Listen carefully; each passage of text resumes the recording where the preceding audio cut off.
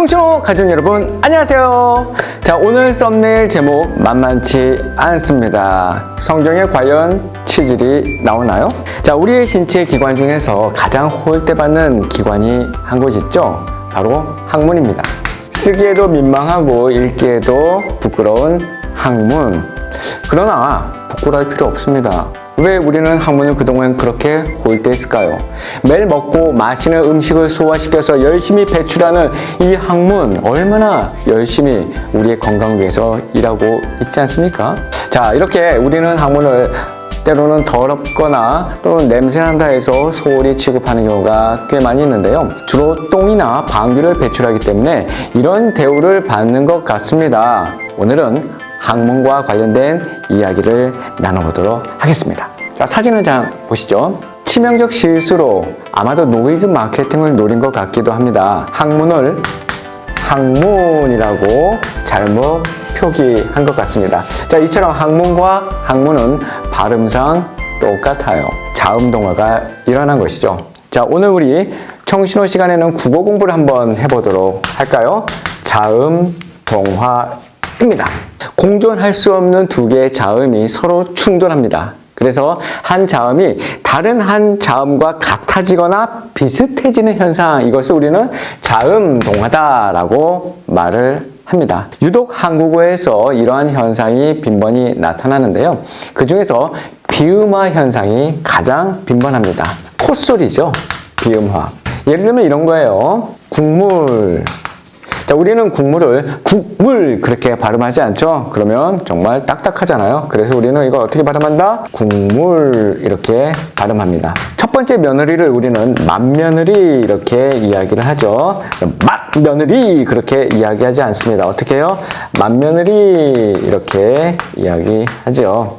밥물, 우리는 밥물 그렇게 이야기하지 않고 밥물 이렇게 부드럽게 이야기를 하죠. 자, 이처럼 기역이 이응으로, 디귿이 니은으로, 비읍이 미음으로 바뀌는 현상, 자음동화. 특별히 이 자음들은 비음이기 때문에 비음화, 자음동화 이렇게 보는 거죠.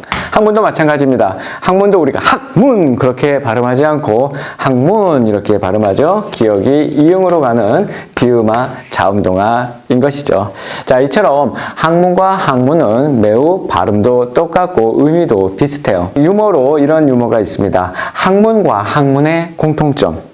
한자로 쓰면 항문은 배울 학, 물어볼 문입니다. 그러니까 배우고 물어보는 것이 항문이고, 우리 인체 기관 중에서 이제 변이 나오는 그 문을 항문이라고 하는데, 이 두 개의 공통점이 있다고 하는 거예요. 뭐냐? 첫 번째입니다. 넓힌다. 항문도 넓히고 항문도 넓힌다. 두 번째, 힘쓴다. 항문도 힘쓰고 항문도 힘쓴다. 세 번째, 닦는다. 항문도 열심히 항문을 닦는다. 항문을 휴지로 닦는다. 자, 이처럼 항문과 항문은 공통점이 많네요. 이번에는 방귀에 대한 이야기를 한번 해볼까요?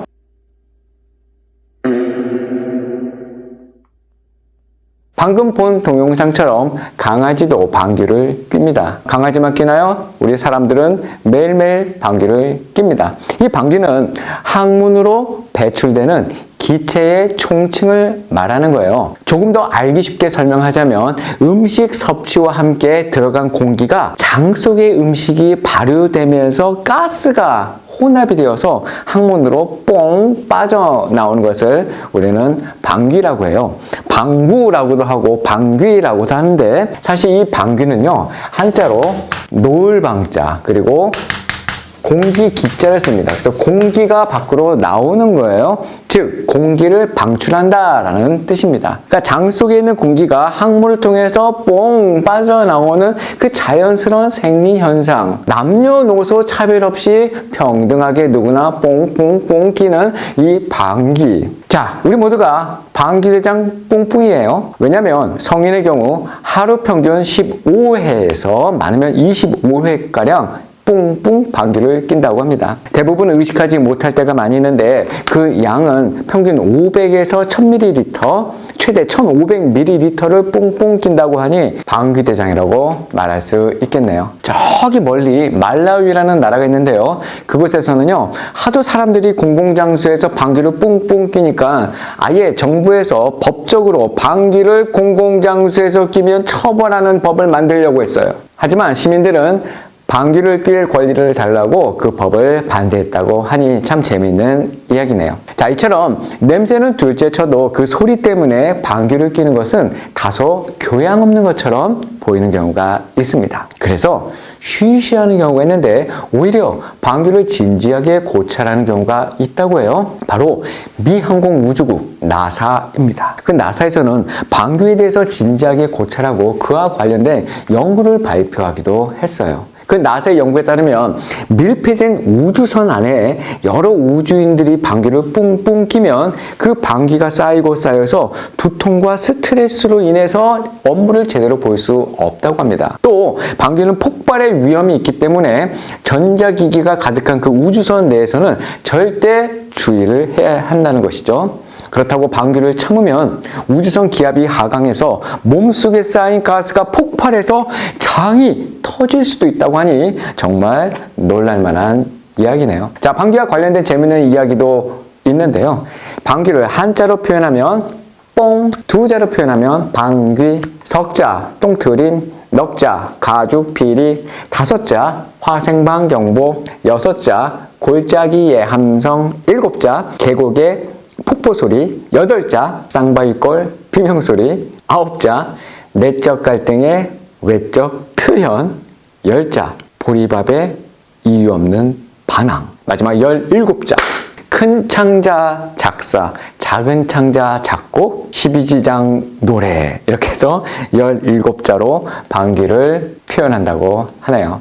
자, 이처럼 똥 혹은 방귀를 내보내는 이 항문은 굉장히 중요한 곳인데요. 치질이라는 이 질환이 이 항문 내외부에 발생하면서 정말 고통을 주게 됩니다. 우리나라에서 수술 질환 중에 1위가 백내장이라고 해요. 수술 질환 2위가 바로 치질 수술이라고 하는데요. 그 정도로 흔한 질병입니다. 그러나 워낙 민망해서 서로 이야기하기를 꺼려하는 것이죠.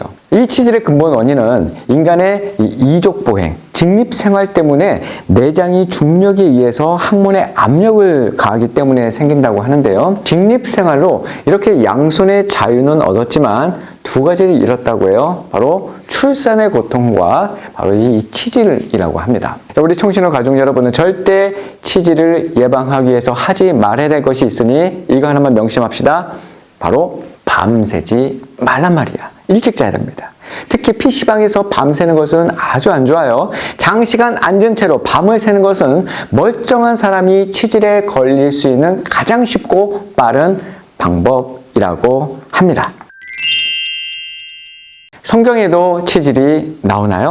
네, 신명기 28장 27절 말씀입니다. 여호와께서 애굽의 종기와 치질과 괴혈병과 피부병으로 너를 치시리니 네가 치유받지 못할 것이며. 오우, 무서워라. 자, 저주의 말씀입니다. 신명기는요, 모세가 했던 세 편의 설교 말씀이에요. 신명기. 이 신명기의 이 신자는 한자로 다시신입니다. 거듭신이에요. 신신당부라는 말이 있잖아요. 모세가 했던 두 번째 설교, 모세 5경에 나오는 신명기 말씀은 크게 세 가지로 나눌 수 있습니다. 첫 번째는요, 뒤를 돌아보라는 거예요. 뒤를 돌아보라. 신명기 1장에서 4장까지의 내용인데요. 광야 생활 동안에 함께 하셨던 그 신실한 하나님을 기억하라. 뒤를 돌아봐라. 그 하나님을 기억하라. 두 번째는 위를 보라라는 겁니다. 5장에서 26장까지의 내용인데요. 하늘에 계신 그 하나님을 바라봐라. 그분께 예배하는 것, 생활해야 되는 그 규례에 대한 이야기를 하는 것이죠. 바로 위를 바라봐라. 세 번째는 밖을 보라라는 겁니다. 이제 마지막 이야기인데 27장에서 마지막 33장까지 가나안 땅에 들어가서 지켜야 할 법에 대한 이야기예요. 순종은 축복이고 불순종은 저주를 낳는다는 그 모세의 준엄한 설교가 바로 신명기입니다. 이처럼 신명기 28장에 나오는 그 저주에 나오는 내용처럼 그 중에 하나가 치질이에요. 축복과 저주. 우리가 좋아하는 축복, 하지만 우리가 두려워하고 싫어하는 저주.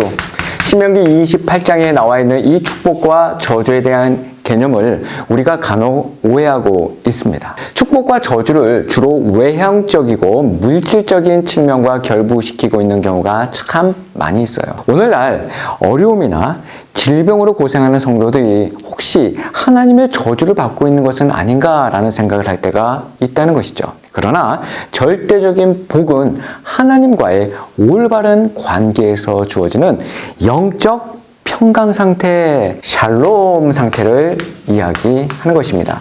이 복 중에 최고의 복은 바로 하나님이에요.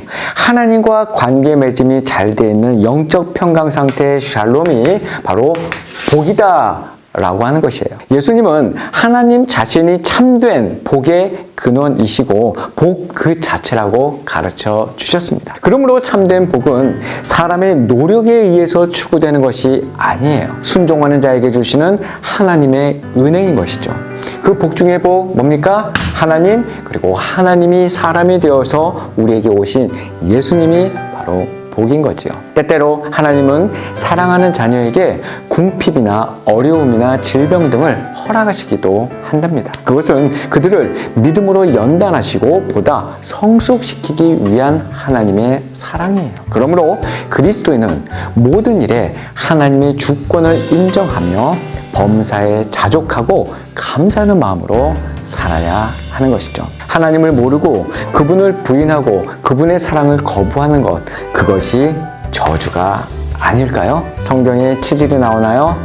나옵니다. 치질보다 더 무섭고 고통스럽고 아픈 것은 하나님 없이 이 땅을 살아가는 것이겠죠. 하나님을 믿고 그분을 붙드는 우리 청신호 가족 여러분 다 되시기를 축복합니다. 다음 시간에 만나요.